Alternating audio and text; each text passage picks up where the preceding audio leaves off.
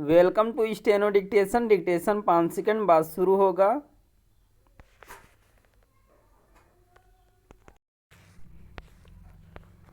Start. आखिरकार दिल्ली के मुख्यमंत्री एवं आम आदमी पार्टी के प्रमुख अरविंद केजरीवाल गिरफ्तार कर लिए गए। वह बतौर मुख्यमंत्री गिरफ्तार होने वाले पहले नेता हैं।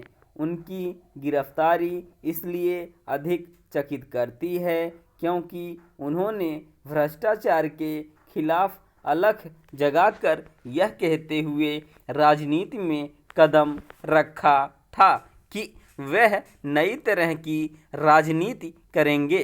शराब घोटाले में अपनी गिरफ्तारी के लिए एक हद तक केजरीवाल स्वयं भी उत्तरदायी हैं। उन्होंने प्रवर्तन निदेशालय यानी ईडी की ओर से दिए गए एक के बाद एक 9 समन की अनदेखी की और वह भी बिना किसी ठोस आधार के।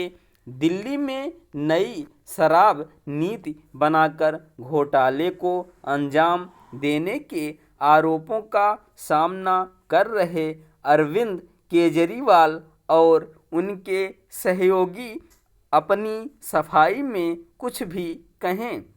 इस नीति को लेकर तब संदेह गहराया गया था जब घोटाले का शोर उठते ही उसे वापस ले लिया गया था और वह भी तब जब यह दावा किया गया था कि यह देश की सर्वश्रेष्ठ शराब नीति है।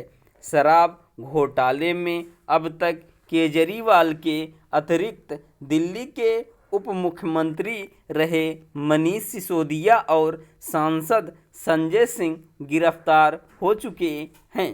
इसके अतिरिक्त घोटाले में शामिल बताए जा रहे दिल्ली सरकार के अधिकारी और शराब कारोबारी भी गिरफ्तार हुए हैं। इसी मामले में भारत राष्ट्र समिति के नेता के कविता भी गिरफ्तार हो चुकी हैं। पता नहीं शराब घोटाले का सच क्या है, लेकिन इस तथ्य को ओझल नहीं किया जा सकता कि गिरफ्तार लोगों को जमानत नहीं मिली है, केजरीवाल को भी नहीं मिली और मनीष सिसोदिया तो करीब 1 वर्ष से जेल में हैं। एक तथ्य यह भी है कि नई शराब नीति के जरिए शराब कारोबारियों को अनुचित लाभ पहुंचाने और घोटाला किए जाने की बात खुद दिल्ली सरकार के मुख्य सचिव ने कही थी। इसी के बाद इस मामले की सीबीआई जांच शुरू हुई, जिसमें बाद में प्रवर्तन निदेशालय ने भी दखल दिया। शराब घोटाले में अभी तक जो लोग भी गिरफ्तार किए गए हैं वे धनशोधन निवारण अधिनियम यानी पीएमएलए के तहत गिरफ्तार किए गए हैं। इस अधिनियम के प्राविधान अत्यंत कठोर हैं। इस अधिनियम के तहत गिरफ्तार लोगों को आसानी से जमानत नहीं मिलती। इसी कारण यह आरोप लगता रहता है कि इस अधिनियम के जरिए राजनीतिक विरोधियों का उत्पीड़न किया जाता है। इस पर आश्चर्य नहीं कि केजरीवाल की गिरफ्तारी के बाद ऐसे आरोप आम आदमी पार्टी के साथ साथ अन्य विपक्षी नेताओं की ओर से भी लगाए जा रहे हैं।